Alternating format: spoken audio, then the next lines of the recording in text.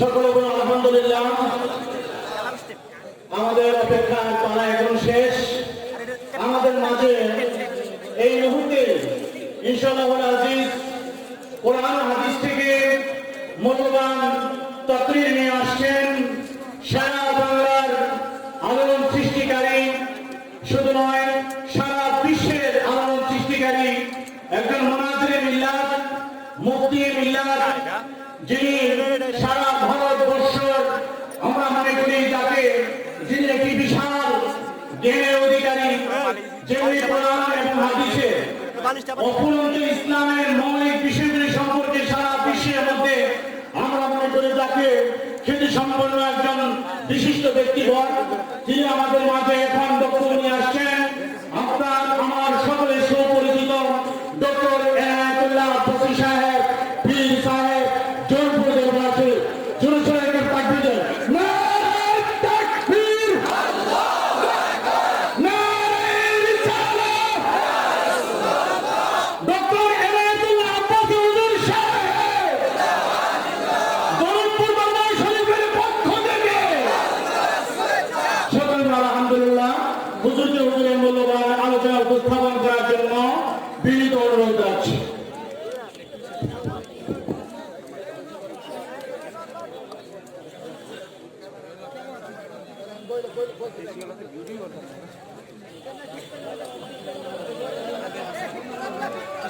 إن الحمد لله نحمده ونستعينه ونستغفره ونعوذ بالله من شرور أنفسنا ومن سيئات أعمالنا. من يهده الله فلا مضل له ومن يضلله فلا هادي له. ونشهد أن لا إله إلا الله وحده لا شريك له. ونشهد أن سيدنا وحبيبنا ومولانا محمدا عبد الله ورسوله صلى الله عليه وعلى آله وصحبه وسلم، الذي أكمل الله به قصرا النبوة، أي ختم الله به النبوة وختم لا نبي بعده، وأعلن في القرآن بالبرهان أن محمدا صلى الله عليه وسلم خاتم النبيين والمرسلين، الذي أرسله بالحق بشيرا ونذيرا وداعيا إلى الله بإذنه وسراجا منيرا. فقد قال الله تعالى في كلامه المجيد والفرقان الحميد: أعوذ بالله من الشيطان الرجيم. بسم الله الرحمن الرحيم. اليوم أكملت لكم دينكم وأتممت عليكم نعمتي ورضيت لكم الإسلام دينا. صدق الله العظيم وصدق رسوله النبي الحبيب الكريم، ونحن على ذلك من الشاهدين والشاكرين، والحمد لله رب العالمين. إن الله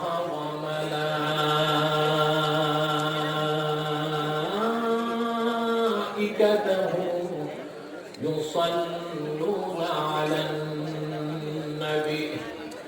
يا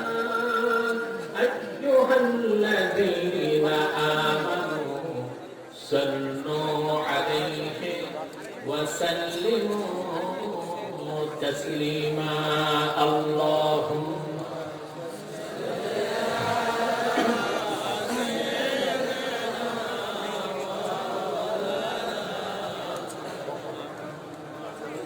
وعلى آله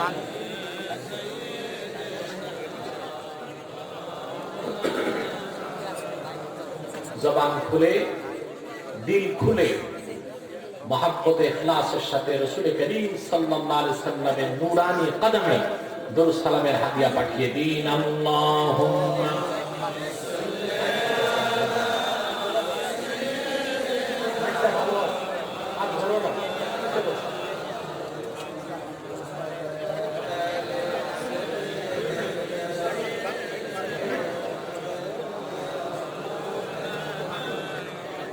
मेरा दिल तड़प रहा है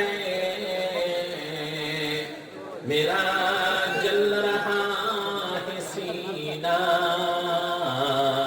ये दवा वही मिलेगी मुझे ले चलो मदीना अल्लाहुम्मा सल्ली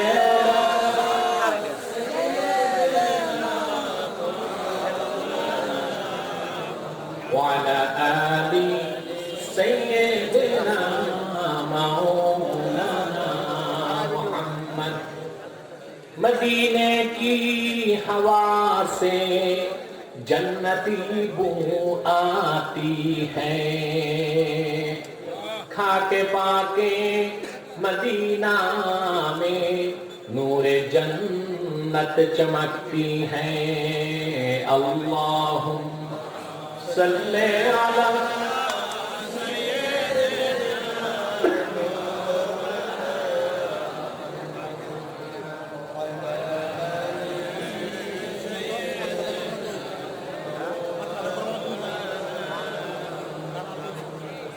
محمد رسول اللہ صلی اللہ علیہ وسلم ختم اللہ به النبوة وحكم لا نبي بعده بلغ العلا بكماله كشف الدجى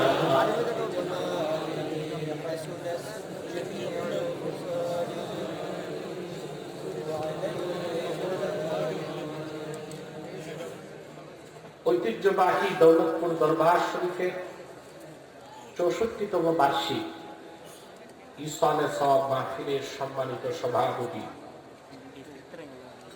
বিশিষ্ট ইসলামী চিন্তাবিদ আধ্যাত্মিক জগতের উজ্জ্বল নক্ষত্র একট অঞ্চলে আহলুস সুন্নাহ ওয়াল জামাতের অতন্দ্র প্রহরী বিশিষ্ট সুফি সাধক হযরত আল্লামা ইয়াকুব আলী পীর সাহেব বারাকাল্লাহু ফি উমরি وأدام الله خدمته إلى آخر عمره হাজারাত উলামায়ে কেরাম আমার প্রাণাধিক প্রিয় তুলাবায়ে ইজাম উপস্থিত রাজনৈতিক ব্যক্তিবর্গ প্রশাসনের দায়িত্বে নিয়োজিত কর্মকর্তাবৃন্দ উপস্থিত বিভিন্ন মিডিয়া কর্মী আমার দিনদার ইমানদার মুসলমান ভাই ও বন্ধুগণ সকলকে রাতের গভীরে হৃদয়ের গভীর থেকে জ্ঞাপন করছি উষ্ণ মুবারক সবটুকু শুকরিয়া আল্লাহ সুবহানাহু ওয়া তাআলার জন্য যিনি আজকে এই মুতাবাররাক মাহফিলে আমাদেরকে আসার বসার তৌফিক মেহেরবানি করে ভিক্ষা দান করেছেন সেজন্য আসুন আমরা সকলে একবার অবনত চিত্তে হৃদয়ের আবেগ অনুভূতি উজাড় করে সমবেত কণ্ঠে বলি আলহামদুলিল্লাহ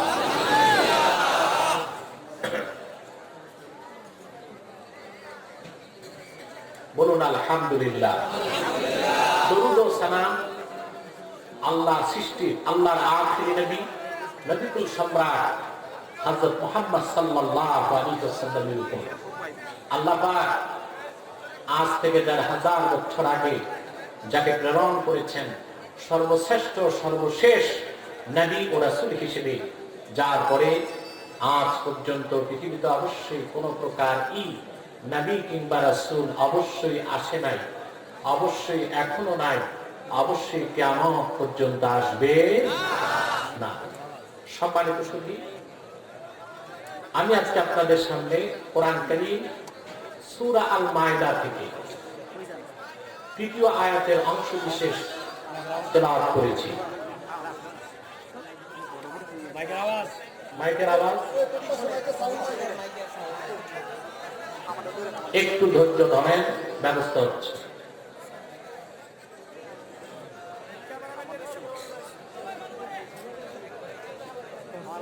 আমি আজকে আপনাদের সামনে সূরা আল মায়দা থেকে একটি আয়াতের অংশ বিশেষ তেলাওয়াত করেছি। এই অংশটুকুকে কেন্দ্র করে নির্ভরযোগ্য মুফাসসির ও মুহাদ্দিসগণের দৃষ্টিকোণ থেকে কিছু কথা আপনাদের সামনে তুলে ধরার চেষ্টা করব। যদি আল্লাহ পাক আমাদেরকে কবুল ও মঞ্জুর করেন, বলুন আল্লাহুম্মা আমিন। ভূমিকাতে ছোট্ট দুটো কথা বলবো।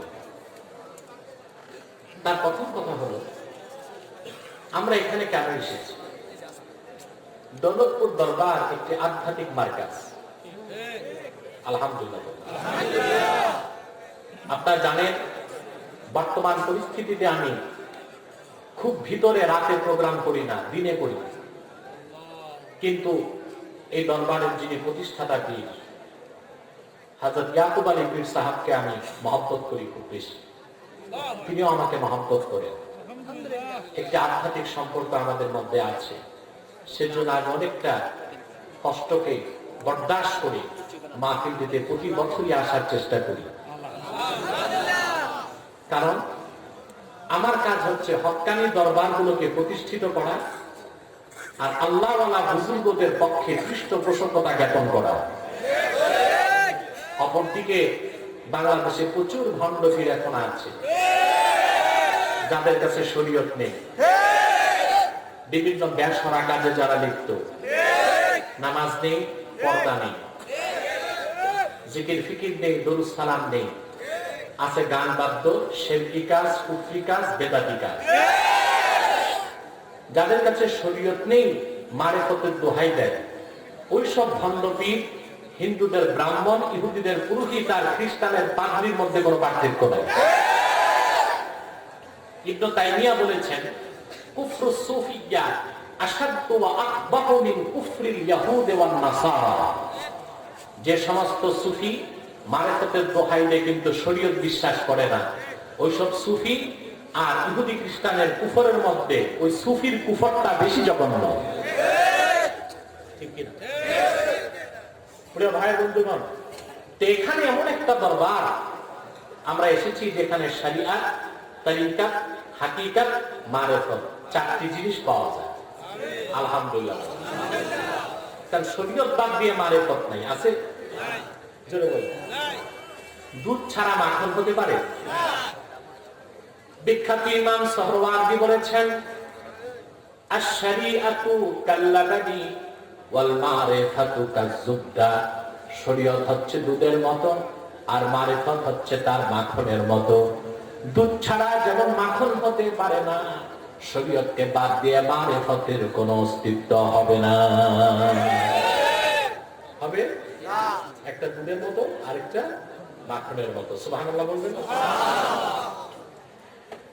মিশকাত শরানের কাজে এসেছে অধিক সংক্ষেপের মতে আহমদ বিন হাম্বলের মত। তিনি বলেছেন,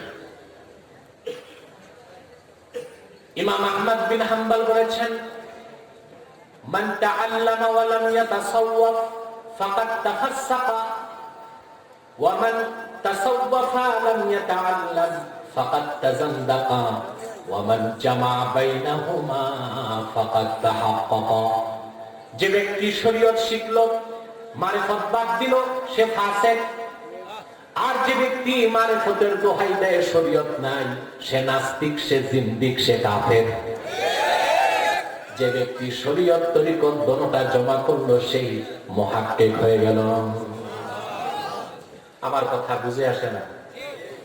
আপনাদের সারা শব্দ নাই তো আছে, মানুষ তো প্রচুর আছে। আলহামদুলিল্লাহ, আলহামদুলিল্লাহ বলেন। কথা বোঝা যাচ্ছে? তবে আমি শারীরিক ভাবে অসুস্থ, আর স্টেজে বসার পর আরেকটু অসুস্থ হয়েছি। তবে সেই অসুস্থতা শারীরিক না, অনেকটা স্পিরিচুয়াল। ওলামায়ে কেরাম বুঝেন, কিছু ভণ্ড পিতৃর কাফের মুশরিক বেঈমান তারা আল্লাহর দ্বীনের পক্ষে যারা কাজ করে তাদেরকে জাদু টোনা সেহের করে। তারপর দোয়া করুন যেন আমি সুস্থভাবে শেষ করতে পারি বলুন আল্লাহ। খুব সংক্ষেপে আশা করি আমি কথা বলবো, তারপর আপনাদের অত্যন্ত আলোচিত বক্তা মাওলানা মুশতাক ফৈজী সাহেব আসবেন, তিনিও বক্তব্য রাখবেন আলহামদুলিল্লাহ। তাহলে আমরা এমন একটি দরবারে এসেছি যেখানে শরিয়ত, তরিকত, হাকিকত, মারিফত চারটা জিনিসের কাজ হয়, ঠিক কিনা? এটা আমরা খুশি না বেজার? তবে আসলাম কেন?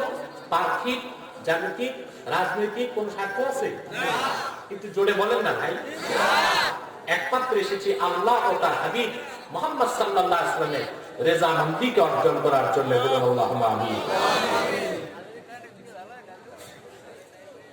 আপনারা বসেন না, একটু বসেন, একটু বসেন।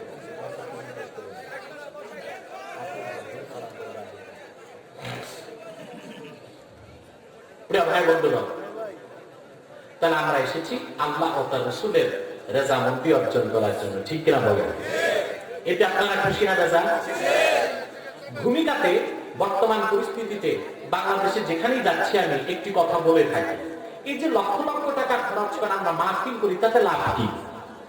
ইতিমধ্যে বুদ্ধিজীবী মহলে প্রশ্নটা উঠেছে, করোনার মধ্যে স্কুল বন্ধ, কলেজ বন্ধ, মাহফিল করে কোনো মৌলবী সাহেবরা।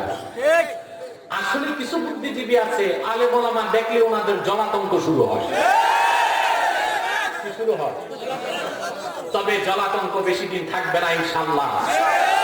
যুবকরা নিরাশ হয়েও না, আল্লাহর পবিত্র সত্তার কসম করে বলছে, আগামীর বাংলাদেশ আল কোরআনের বাংলাদেশ, আগামীর বাংলাদেশ ইসলামের বাংলাদেশ, আগামীর বাংলাদেশ আলেম ওলামার নেতৃত্বের বাংলাদেশ হবে ইনশাআল্লাহ।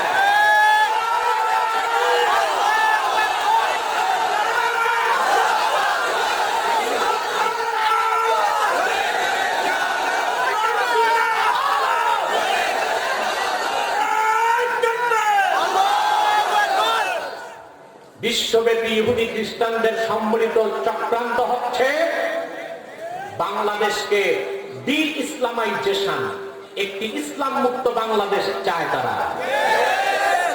এটা ইহুদিদের নতুন চক্রান্ত। আজ থেকে শুরু হয় নাই, শুরু হয়েছে 90 সাল থেকে, যা ডক্টর হ্যান্টিংটন তার দ্য ক্ল্যাশ অফ সিভিলাইজেশনে লিখে গেছে। আমি বহু আগ থেকে বাংলাদেশের মানুষকে এটা বলে আসছি, 17 বছর আগ থেকে। কত বছর? 17 বছর। কিন্তু বহু বক্তব্য দিও এখন আলেমরা যেভাবে সাড়া দিচ্ছে, আগে তাদের কানে পানি ঢুকাইতে পারি নাই। 17 বছর আগ থেকে আমি সতর্ক করেছি যে ইহুদি খ্রিস্টানদের চোখে মুসলিম রাষ্ট্রগুলোর মধ্যে যে দেশে ইসলামের রাজনৈতিক উত্থান ঘটতে পারে তা দমন করতে 9 নম্বরে তারা বাংলাদেশকে রেখেছে। কয় নম্বরে? আজ ইহুদি খ্রিস্টানদের সে সময় এসেছে বাংলাদেশকে ডি ইসলামাইজেশন, ইসলাম মুক্ত বাংলাদেশ তারা করতে চায়।